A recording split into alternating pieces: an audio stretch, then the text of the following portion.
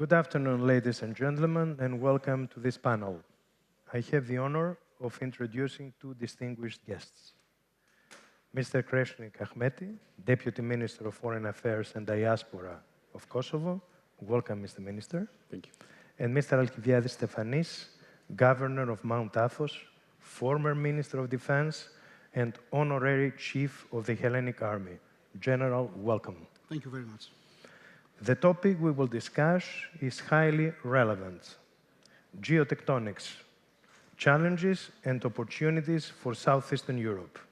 As you are aware, we are living through a time when the world is in turmoil. The war in the Middle East, as well as the war in Ukraine, have created a very troubling situation. On the other hand, protectionism seems to be making a comeback on the other side of the Atlantic. The security doctrine, as we have known it, shaped after the end of World War II, is now being questioned. Significant challenges are emerging. No one is in a position to predict the future. And since we are in the navel of the Earth, I wonder, what kind of oracle would the Pythia offer regarding today's circumstances? Despite all this uncertainty, we are called upon to examine the impact of the situation I described on our region. First, I would like a general comment from each of you, and following the tradition of the ancient Greek hospitality, I will give you first the floor as a guest. Please. Thank you. I want to start by thanking the organizers for putting up such a wonderful event and in a beautiful place and meaningful location. And also to you for putting up this panel with this important topic, as you mentioned, pretty broad.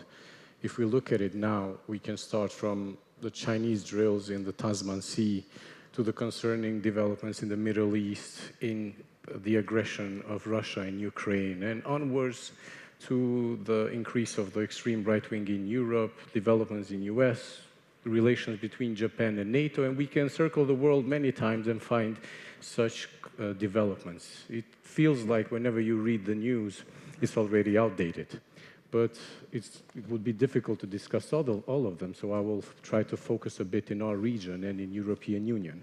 And we are all witnessing a major political shift and security shift in Europe, and it is difficult to pinpoint an origin of the current reality, but I believe we all agree that Russia's aggression in Ukraine has been one of the major events that have altered this reality in Europe.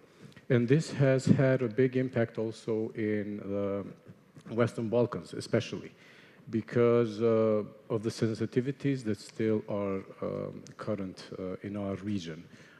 As Kosovo, since, let's say, the continuation of the invasion of Russia and Ukraine, February 22, we have seen an increase of threats towards our institutions, external threats, starting from an increase of campaign of disinformation, hybrid war, increase of tensions by criminal groups, incursions by military groups, and even terrorist attacks in vital infrastructure.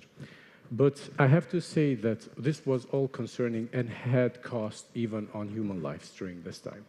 But if the war in Ukraine would have developed differently, in worst way, even it is tragic even now, but if what is supposed to be the initial plan of Moscow to get to Kiev within days or weeks, I believe we would have had a much more concerning situation in the Western Balkans today. And this is because we still have leaders, autocratic leaders in our region, which go towards this revisionism of borders in the Balkans, which, of course, to make it possible, you need to go through revisionism of history.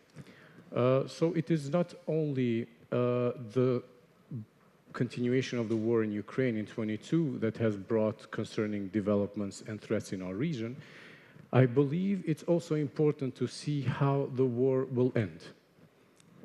My personal view is that if the war will end with a ceasefire or even a far-fetched idea, a peace deal in the current context, leaving territories in Ukraine under occupation, in a gray zone, or even worse, annexed.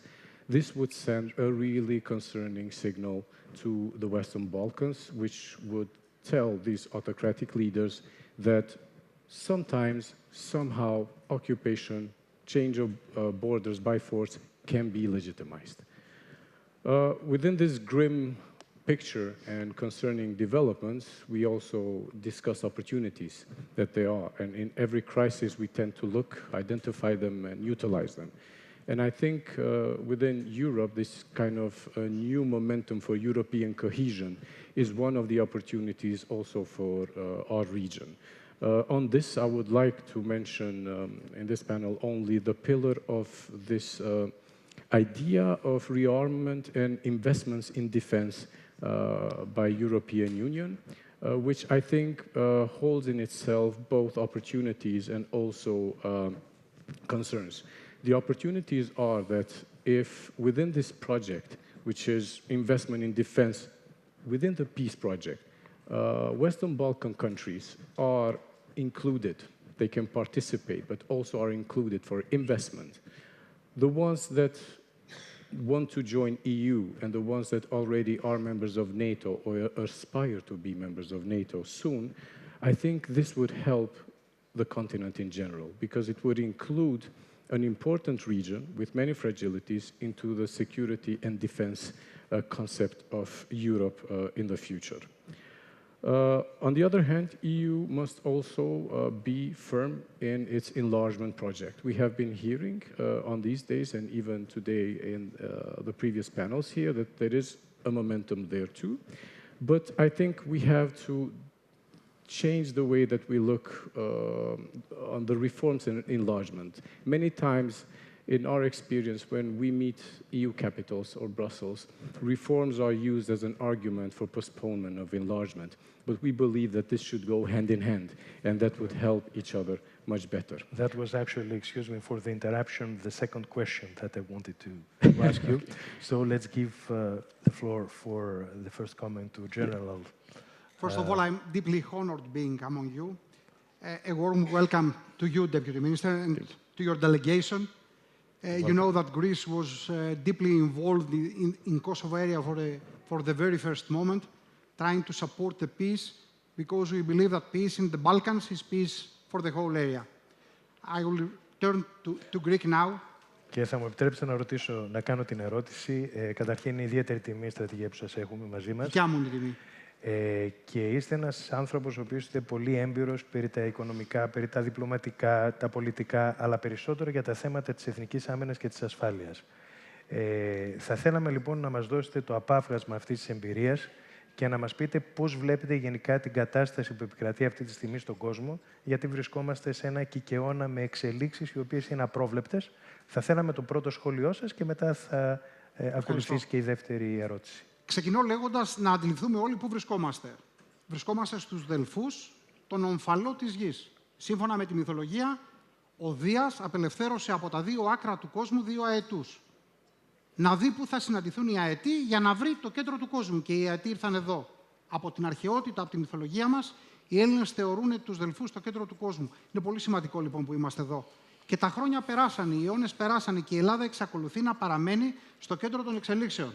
Θέλεις από τη μία η πολύ ευαίσθητη θέση που κατέχει γεωγραφικά στην Ευρώπη. Θέλεις από την άλλη η γειτνίασή της με τη Μέση Ανατολή, με την Αφρική. Θέλεις ότι αποτελεί την πύλη και την είσοδο στην Ευρώπη όλων των μεταναστευτικών κυμάτων τα οποία μετακινούνται για διαφόρους λόγους. Για λόγους οικονομίας, για λόγους πολέμου.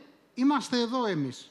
Τώρα προκύπτει το εξής θέμα, γιατί σε όλο το φόρουμ κάθε συζήτηση στρεφόταν γύρω από τον Τραμπ και ποια θα είναι η μεταεκλογική κατάσταση στον κόσμο. Αγαπητοί μου, θέλω να πω το εξής. Όταν ασχολείσαι με επιχειρησιακά θέματα στο πεδίο, δεν πιστεύεις στις προβλέψεις. Προβλέψεις κάνουν οι μελλοντολόγοι. Εσύ αναλύεις τα γεγονότα και οφείλεις να παρουσιάσεις επιλογές. Η κατάσταση λοιπόν στις ΗΠΑ με τον πρόεδρο Τραμπ είναι δεδομένη. Η Ελλάδα είναι το θέμα τι κάνει. Εμείς ως χώρα είναι το θέμα τι κάνουμε. Και εμείς έχουμε να παρουσιάσουμε τεράστια θετικά εργαλεία στις επιλογές των όπλων μας. Ο πρόεδρος Τραμπ λέει ένα απλό μήνυμα. Αγαπώ την Αμερική και η Αμερική για τους Αμερικάνους. Το δικό μας μήνυμα ποιο πρέπει να είναι? Αγαπούμε την Ελλάδα και η Ελλάδα για τους Έλληνες. Τη χώρα μας λοιπόν πρέπει να κοιτάξουμε. Αν είμαστε ρεαλιστές θα πρέπει να αναλογιστούμε το εξής. Σε εθνικό επίπεδο φιλέλληνες δεν υπάρχουν. Υπάρχουν φιλέλληνες άνθρωποι. Υπάρχουν άνθρωποι που αγαπάνε τον πολιτισμό μας, το φαγητό μας, τον τουρισμό μας, την ιστορία μας. Τα έθνη όμως πηγαίνουν σύμφωνα με τους εθνικούς τους στόχους. Εμείς λοιπόν δεν πρέπει να έχουμε εθνικούς στόχους? Και βεβαίως και έχουμε. Δεν πρέπει να λειτουργούμε σύμφωνα με τους εθνικούς μας στόχους και πώς αυτούς θα τους ικανοποιήσουμε? Θεωρώ και πιστεύω ότι ήρθε η ώρα η Ελλάδα να παρουσιάσει το ρεαλισμό με ηθική που διαθέτει. Δύο έννοιες οι οποίες συγκρούονται, αλλά αυτή είναι η Ελλάδα, ρεαλισμός με ηθική, και την εξωστρέφεια βαθιά εσωστρεφής στο δικό μας εθνικό σχέδιο. Θα βάλω μια ανωτελεία εδώ και θα επανέλθω με το ποια είναι τα όπλα που έχουμε στη διάθεσή μας για να μπορέσουμε να παρουσιάσουμε τα ισχυρά μας σημεία. Αυτό θα σας ρωτούσα πριν, όπως πάντα καταιγιστικός, και σας ευχαριστούμε γι' αυτό. I'm coming back to you now, and could you please tell us something more about the enlargement? Because I interrupted you. That's a very important point. We would like to hear more in the specific point. And as a second question, what measures is your government taking to mitigate the consequences of this situation, especially in the economic sector, which is very important, and the energy? Thank you. Thank you. Well, enlargement also has now a component of security in a way, as an outcome. And most, I cannot say all, but most of the Western Balkan countries do not see it only as a process of getting funds, but also as a process where you have stable democratic progress by joining the EU. And I think joining EU as a region, which is, I have to say, a region encircled by EU, but out of it, would solve a number of problems and would make a number of other problems irrelevant when we join the European Union. In the case of Kosovo, we have a peculiar situation in relation to EU. Currently, we have so-called punitive measures against Kosovo, which are unjust and irrelevant, I can also say. And also, we have an application for EU membership sent in December 2022 with no reply yet. Now, Kosovo has a population which is, of whom 93% approve EU membership. But if you look at the trust on one of the most recent surveys, the trust is lower, it's 70%. So we need some bolder steps from EU in relation not only to Kosovo, but to the region in general. Not only to Kosovo, also to neighboring countries. Yes. You're right, absolutely. Yes, on the matter of enlargement. On the matter of measures, on 24th of February 22, when the invasion continued, we immediately went public and said that we condemn the aggression and we support Ukrainian sovereignty and territorial integrity. And to give you a bit of context, we do not have diplomatic relations yet with Ukraine because they do not recognize our republic yet. So we adopted all the sanction packages adopted by EU. We helped Ukraine in refugees, in humanitarian aid, also with military tools and ammunition. And we are keeping this position because I believe it is odd to say that you support Ukraine, but not putting sanctions towards the Russian Federation and Belarus. I think these two go hand in hand in parallel. We had high inflation because of the situations that I believe all of us, all of the countries dealt with, the energy crisis at first. When we came to power 4 years ago, the inflation in Kosovo was around 12%. Currently is around 2%. And how this was done was through packages of social packages by subsidizing expenses for energy, by subsidizing food expenses, and as such. In relation to other countries in the Western Balkans, our expenses in social packages per capita were the highest according to the World Bank. Thank you very much for your very clear answers and to the point. Θα έρθω σε εσάς, στρατηγέ, για το δεύτερο κομμάτι της δευτερολογίας σας και θα ήθελα επίσης στο τέλος να σας ρωτήσω. Γνωρίζουμε όλοι ότι η Ελλάδα είναι μία όαση στην περιοχή που ζούμε εδώ, στα Δυτικά Βαλκάνια. Είναι μέλος της Ευρωπαϊκής Ένωσης, του ΝΑΤΟ, άρα έχει ένα πρωτεύοντα ρόλο. Πώς μπορεί η χώρα μας να τον ασκήσει? Ναι. Επανέρχομαι λοιπόν σε αυτό το οποίο έλεγα, ότι ως Ελλάδα εμείς θα πρέπει να διαχειριστούμε το ρεαλισμό μέσα από την ηθική που διαθέτουμε ως χώρα. 4 είναι οι πυλώνες. Ο πρώτος πυλώνας είναι οι ένοπλες δυνάμεις και οι στρατιωτικές μας υποδομές. Έχουμε τις ισχυρότερες δυνάμεις μακράν στην περιοχή. Ένοπλες δυνάμεις οι οποίες δεν κάνανε το λάθος να ασχοληθούν, όπως έκανε όλος ο υπόλοιπος ο κόσμος, με τις επιχειρήσεις εναντίον της τρομοκρατίας τα χρόνια που περάσανε. Ένοπλες δυνάμεις οι οποίες όλα τα χρόνια ισχυροποιούνται, τα δε τελευταία 6 αυτό συμβαίνει σε πολύ υψηλό βαθμό. Ένοπλες δυνάμεις οι οποίες είναι σωστά εκπαιδευμένες, έχουν ηθικό, έχουν βαθιά γνώση του πεδίου και είναι σε θέση να ανταποκριθούν σε κάθε αποστολή. Δεύτερον, έχουμε στρατηγικές υποδομές. Δείτε τι γίνεται με την Αλεξανδρούπολη την τελευταία περίοδο. Από τη μέρα που ξεκίνησε ο πόλεμος στην Ουκρανία, όλες οι δυνάμεις του ΝΑΤΟ και όλος ο ανεφοδιασμός στην Ουκρανία γίνεται μέσω της Αλεξανδρούπολης. Αυτό γιατί η ναυτική δίωδος μέσω των στενών δημιουργεί προβλήματα με τις υπεραυξήσεις του κόστους που επέβαλε η τουρκική δημοκρατία. Δείτε τι γίνεται στη Σούδα, δείτε τι γίνεται στη Λάρισα. Και τρίτο στοιχείο της αμυντικής μας κατάστασης είναι οι ασκήσεις που γίνονται στην Ελλάδα. Μόλις πριν μερικές μέρες τελείωσε η άσκηση Ηνίοχος, 19 χώρες συμμετείχαν με όλες τις αεροπορικές δυνάμεις στο Αιγαίο. Μια περιοχή, λοιπόν, ένα δύσκολο επιχειρησιακό τοπίο, στο οποίο έρχονται να εκπαιδευτούν με τους καλύτερους. Και το λέω έχοντας πλήρη γνώση του τι λέω. Πρώτο, λοιπόν, στοιχείο, αμυντική διάσταση. Δεύτερο στοιχείο, ενεργειακός κόμβος. Η Ελλάδα πολλαπλά βρίσκεται στο κέντρο διαφόρων δρόμων, οι οποίοι κινούνται είτε από τη Μέση Ανατολή, είτε από την Αφρική, είτε από τη χερσαία δίωδο που υπάρχει. Να δούμε τον κόμβο το βόρειο, τον ΤΑΠ, να δούμε τον νότιο κόμβο, να δούμε το νέο ηλεκτρικό κόμβο, ο οποίος θα δημιουργηθεί. Να δούμε από πού περνά ο θαλάσσιος και ο χερσαίος δρόμος από την Κίνα. Τρίτο στοιχείο, διαπραγματευτικός διαμεσολαβητής. Η χώρα μας έχει τεράστιο όπλο στη διαπραγμάτευση. Είμαστε η μόνη χώρα που μπορούμε να καθίσουμε στο ίδιο τραπέζι και να μιλάμε με Δυτικούς, με το Ισραήλ και με Μουσουλμάνους ταυτόχρονα, επιλύοντας θέματα σε ένα εξαιρετικό περιβάλλον. Και αυτό γίνεται λόγω του reputation, της φήμης που έχει η Ελλάδα, η οποία από αρχαιοτά των χρόνων είχε εξαιρετικές σχέσεις με όλους. Οι δε σχέσεις που έχουμε δημιουργήσει. Τα σχήματα 3+1, Ηνωμένες Πολιτείες, Ισραήλ, Κύπρος, Ελλάδα. Τα σχήματα 1+1, εμείς με το Ισραήλ, εμείς με την Αίγυπτο, εμείς με την Κύπρο. Η στρατηγική μας συμφωνία με τις Ηνωμένες Πολιτείες, η στρατηγική μας συμφωνία με τη Γαλλία μας δίνουν τη δυνατότητα να έχουμε την ευχέρεια να συνομιλούμε με όλους. Άρα λοιπόν ο δεύτερος πυλώνας, ο τρίτος πυλώνας ο διπλωματικός. Και έρχομαι στον τέταρτο, τον πολιτιστικό. Κέντρο Ορθοδοξίας. Με τη σημαία μας να κυματίζει εκτός Ελλάδος σε πολλαπλά μέρη. Στην Κωνσταντινούπολη, στο Σινά, στην Αλεξάνδρεια, στην Ιερουσαλήμ, στην Αντιόχεια. Με τη δυνατότητα που έχουμε μέσω του Οικουμενικού μας Πατριάρχη να μιλάμε με την Τουρκία. Με το Άγιο Όρος, το οποίο έχω την τιμή να είμαι διοικητής και το οποίο δέχεται ετήσια 200.000 επισκέπτες, εκ των οποίων οι 78.000 είναι από ξένες χώρες, από 140 διαφορετικές χώρες, έχοντας μοναχούς από 105 χώρες. Για τις ΗΠΑ που συζητάγαμε πριν, 18 μοναχοί είναι χριστιανοί Ορθόδοξοι και βρίσκονται στο Άγιο Όρος.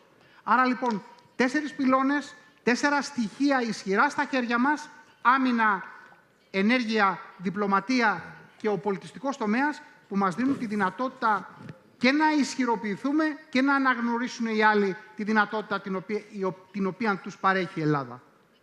Σας ευχαριστώ πάρα πολύ. Ήταν πολύ συγκεκριμένα αυτά που μας είπατε και μας γεμίζουν και αισιοδοξία. Αισιόδοξοι πρέπει να είμαστε, και συγγνώμη που σας διακόπτω, από την κατάσταση στην οποία βρίσκεται η ελληνική διπλωματία και οι ένοπλες δυνάμεις. Είναι ισχυρός πυλώνας ισχύος και είναι ανδιαφυσβήτητα αποτελεσματικός. Και αυτό πρέπει να γεμίζει τους Έλληνες αισιοδοξία και σε κάθε δημοσκόπηση την οποία γίνεται, και οι δύο αυτοί πυλώνες είναι πρώτοι στην προτίμηση των Ελλήνων πολιτών. Και θα προσθέσω και κάτι άλλο, αυτό θα πρέπει να το ακούμε και περισσότερο και καλά κάνετε που το λέτε. So my last question to you is, what are the joint initiatives that our states in the Western Balkans must take in order to survive this crisis as well? Well, we do have certain mechanisms and organizations which are regional, where we meet annually on the highest level, but more frequently on the professional level. And I think those should be ongoing and vitalized even more. We do not need alternatives to those. So as we all know, the current ones are all aligned to the European Union and its foreign and security policy, which I believe is also very important also for certain countries to align with that security and foreign policy.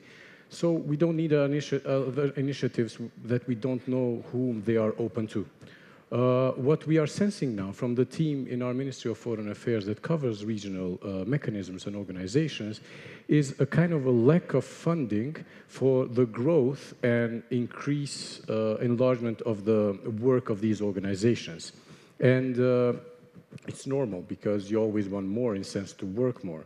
And we receive requests to increase the contribution for every state, which in principle is okay.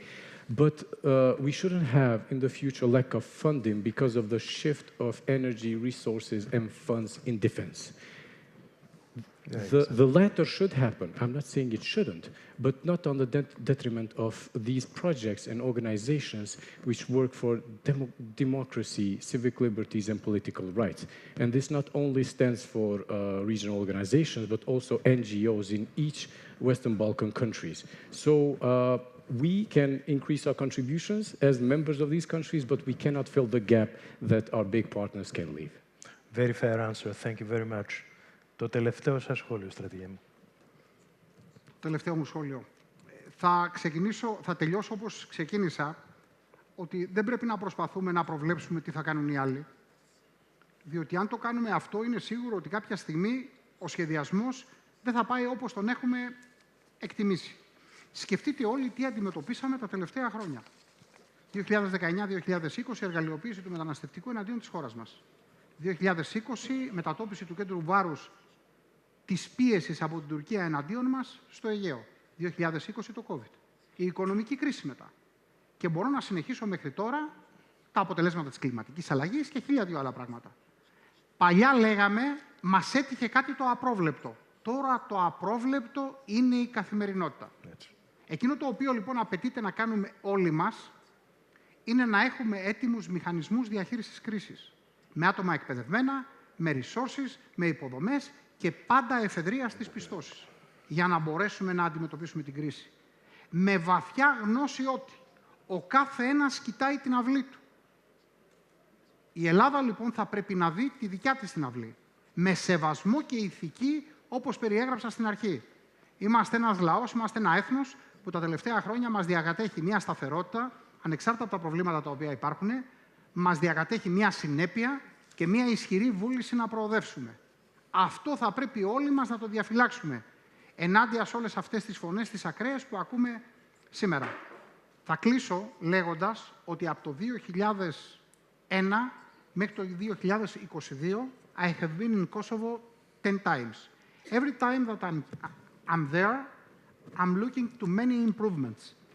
And I believe and I hope that in the near future you will face all your difficulties and you will raise your nation. I wish you the best, really. Thank you. That's our hope as well. 1 minute for your last comment, Mr. Minister. Well, since the General mentioned the support, which is the Greek support has always been there for European integration in general, but also for our developments internally, institutionally. I want to express my high appreciation for this. I've managed the file of our, still do, of our application in Council of Europe, and there we had really good relations with the Greek delegation. And also, as you might know, Madame Dora Bakoyani was the head rapporteur for our application there, and the opinion was really objective. And what we think it's important also for the stability of the region is that these 5 EU non-recognizers take the formal step of formally recognizing Kosovo, because their non-recognition is being misused by certain countries as leverage in negotiations and sometimes even as cover in their aggressive steps. Thank you so much, ladies and gentlemen.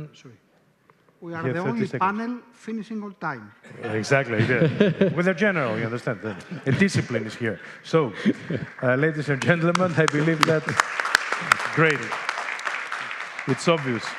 We had a very nice exchange of views. Thank you very much for attending this panel. I am honored.